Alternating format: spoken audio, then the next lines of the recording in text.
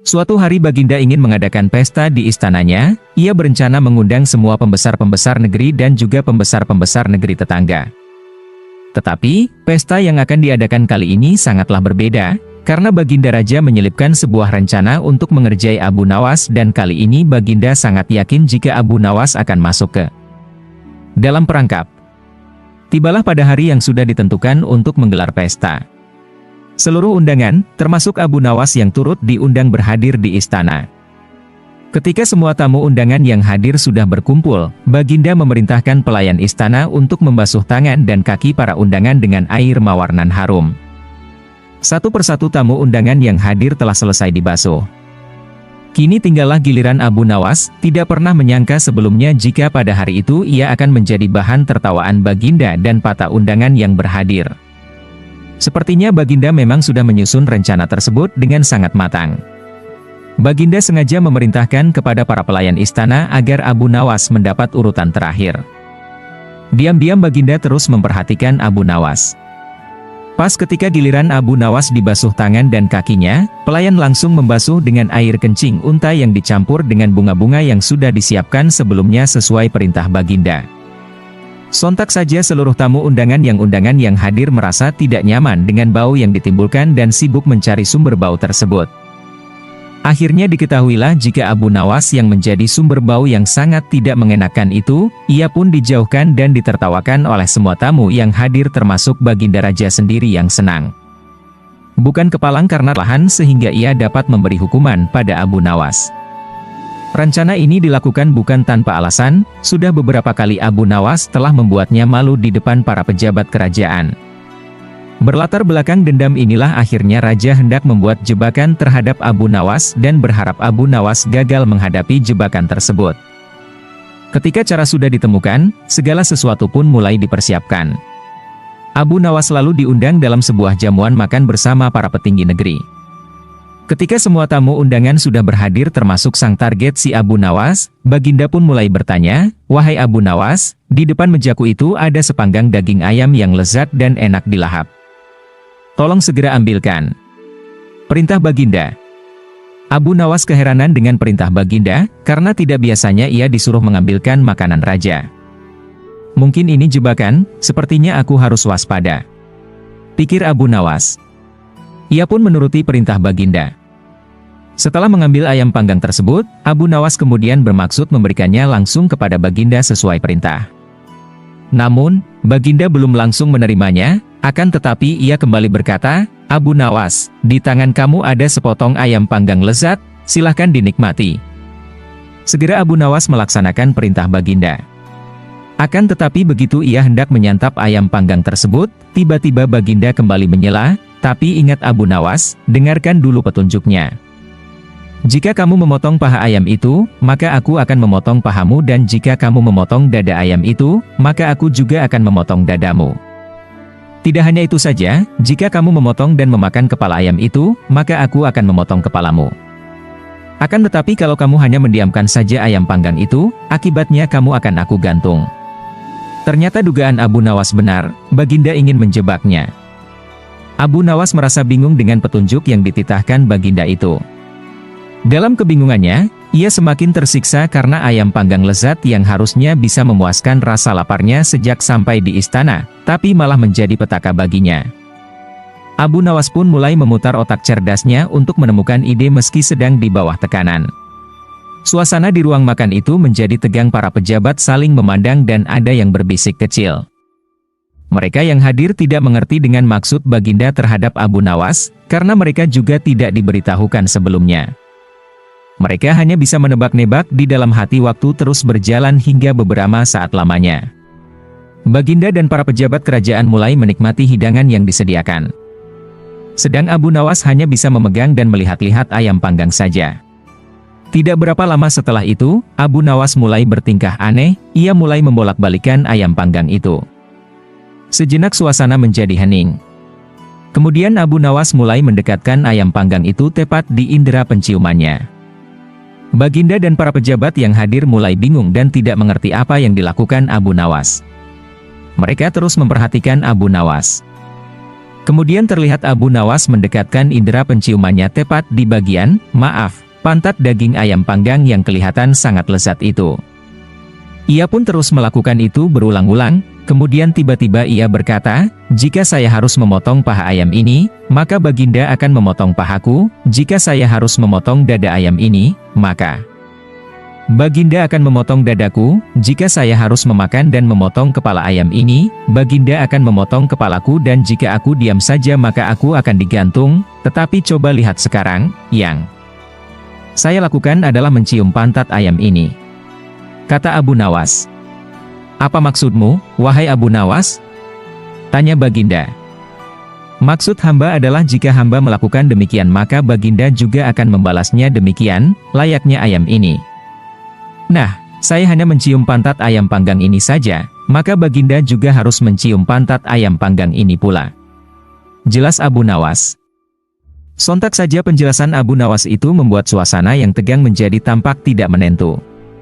Para pejabat yang hadir menahan tawa, karena takut dihukum raja. Sementara itu, Baginda Raja yang mendengar ucapan Abu Nawas mulai memerah mukanya, merasa sangat malu. Baginda pun cepat-cepat berencana merubah keadaan yang sangat memalukannya itu. Ia pun segera memerintahkan Abu Nawas untuk pulang dan membawa serta ayam panggang dan beberapa makanan lain, karena ia belum sempat makan. "Wahai Abu Nawas, cepat pulanglah, jangan sampai aku berubah pikiran," kata raja. Abu Nawas pun segera pamit pulang beserta ayam panggangnya. Setibanya di rumah, ia mengundang beberapa tetangganya untuk makan bersama menikmati ayam panggang yang tadi hampir saja menjadi petaka baginya. Kisah Abu Nawas yang sedang kasmaran.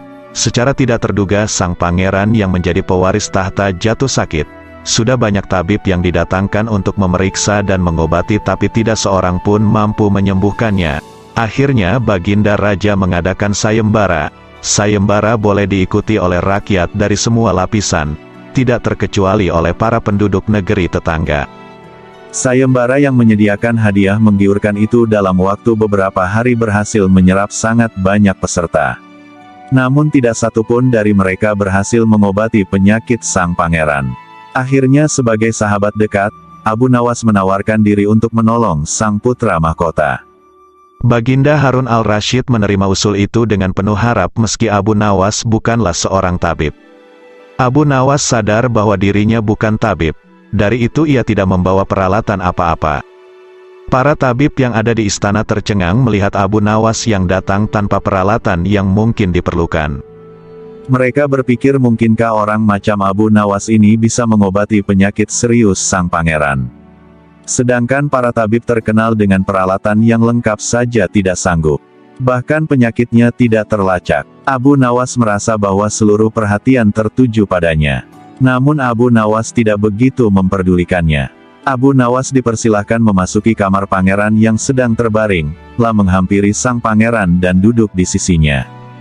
Setelah Abu Nawas dan sang pangeran saling pandang beberapa saat, Abu Nawas berkata, "Saya membutuhkan seorang orang tua yang di masa mudanya sering mengembara ke pelosok negeri." Orang tua yang diinginkan Abu Nawas didatangkan. Abu Nawas berkata, "Sebutkan satu persatu nama-nama desa di daerah selatan." Ketika orang tua itu menyebutkan nama-nama desa bagian selatan, Abu Nawas menempelkan telinganya ke dada sang pangeran. Kemudian Abu Nawas memerintahkan agar menyebutkan bagian ulang. Tuan tanah pun segera kembali ke rumahnya dengan perasaan yang sudah bercampur aduk. Keesokannya ia mengadukan Abu Nawas ke pengadilan dan berharap Abu Nawas dihukum gantung atau bahkan dihukum rajam. Di depan hakim, Abu Nawas melakukan pembelaan dengan membeberkan semua duduk persoalannya. Demikian juga dengan si tuan tanah. Pengadilan pun memutuskan bahwa Abu Nawas tidak bersalah karena sangat masuk akal kalau sesuatu yang bisa beranak pasti bisa mati. Seketika itu juga tuan tanah yang tamak itu jatuh pingsan dan Abu Nawas pun terbebas dari segala hukuman. Kisah Abu Nawas, harimau berjenggot. Suatu hari, Baginda Raja terlihat gusar tak menentu seakan menyimpan amarah. Beberapa saat kemudian, ia memerintahkan beberapa pengawal untuk menjemput Abu Nawas dan dihadapkan padanya. Abu Nawas pun segera memenuhi panggilan sang raja. Setelah sampai di istana ia langsung menghadap Baginda. Tanpa basa-basi Baginda langsung berkata, "Wahai Abu Nawas, aku ingin sekali melihat harimau berjenggot, dan tugasmu adalah menghadirkannya di hadapanku," titah raja dengan tegas. "Engkau hanya kuberi waktu 8 hari, jika tidak bisa, maka aku akan menghukummu," tambah sang raja. "Baiklah yang mulia, hamba akan melaksanakan perintah Baginda," jawab Abu Nawas. Setelah menerima perintah Baginda, Abu Nawas pamit mohon diri untuk meninggalkan istana. Sesampainya di rumah, Abu Nawas meminta seorang tukang kayu membuatkannya sebuah kandang harimau yang mana waktu pengerjaannya berlangsung selama 3 hari. Pada hari selanjutnya, Abu Nawas pun menemukan ide untuk mengisi kandang tersebut dengan seekor harimau berjenggot. Ia mulai menceritakan tersebut pada istrinya. Abu Nawas berpesan pada istrinya, "Wahai istriku, jika pada hari ke-7 nanti datang seorang tamu laki-laki berjenggot, maka mintalah ia duduk dalam kandang tersebut," pesan Abu Nawas. Sampailah pada hari ke-7, ketika hari sudah menjelang siang, Abu Nawas berangkat menuju sebuah musala yang sedikit jauh dari kampungnya untuk menunaikan salat zuhur berjamaah. Selesai salat, Abu Nawas tidak segera beranjak dari tempat duduknya. Sang imam pun datang menghampirinya dan bertanya, "Tumben sekali engkau salat berjamaah di sini," kata sang imam. Abu Nawas pun berpura-pura sedih dan tidak menjawab pertanyaan sang imam.